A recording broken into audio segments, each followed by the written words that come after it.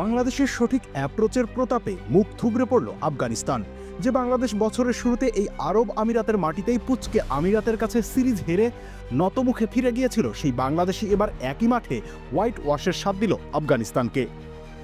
ক্রিকেটের বৃত্ত এমনই, যেখানে পতন আছে সেখানেই উত্থানের গল্প লেখা হয়। বাংলাদেশ এখান থেকে টি-20তে নতুন সূর্যোদয়ের স্বপ্ন দেখতেই পারে।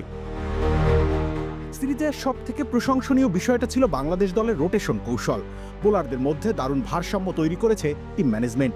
এক ম্যাচে একজন বিশ্রামে, পরের ম্যাচে অন্য কেউ, সবাইকে খেলানো হয়েছে, সবাইকে দেখানো হয়েছে। টিম ম্যানেজমেন্টের চোখে একটাই লক্ষ্য, দীর্ঘমেয়াদী প্রস্তুতি।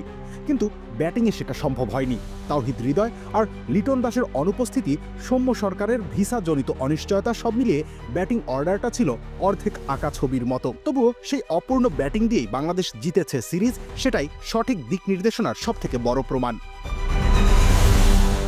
পুরো সিরিজ জুড়ে আফগান স্পিনারদের মোকাবিলা করেছে চমৎকার দক্ষতায়। হ্যাঁ, এখনও ব্যাটিং অর্ডারের দুর্বলতা, সেটা ওই আফগান স্পিনারদের বিপক্ষেই। সেখানে মিডল অর্ডারের যথেষ্ট বিকল্পও ছিল না বাংলাদেশের হাতে। তারপরেও সিরিজটা বাংলাদেশের জন্য আফগানিস্তানকে মাটিতে নামানোর সিরিজ। এশিয়ার দ্বিতীয় সেরা দল কথাটা এখন রীতিমতো সার্কাসে পরিণত হয়েছে। কাগজে কলমে আফগানিস্তান কখনোই এশিয়া কাপের দ্বিতীয় সেরা দল ছিল না, কিন্তু সেই হাইপ নিয়েই তারা এসেছিল এশিয়ান শ্রেষ্ঠত্বের লড়াইয়ে। তাদের সেই দম্ভ মাটির সাথে মিশিয়ে দিল জাকের আলীর বাংলাদেশ দল, সেটাও শীর্ষ কয়েকজন ক্রিকেটারকে ছাড়া। এটাই একটা স্টেটমেন্ট। রবিউল ইসলাম রনি, খেলা ৭১।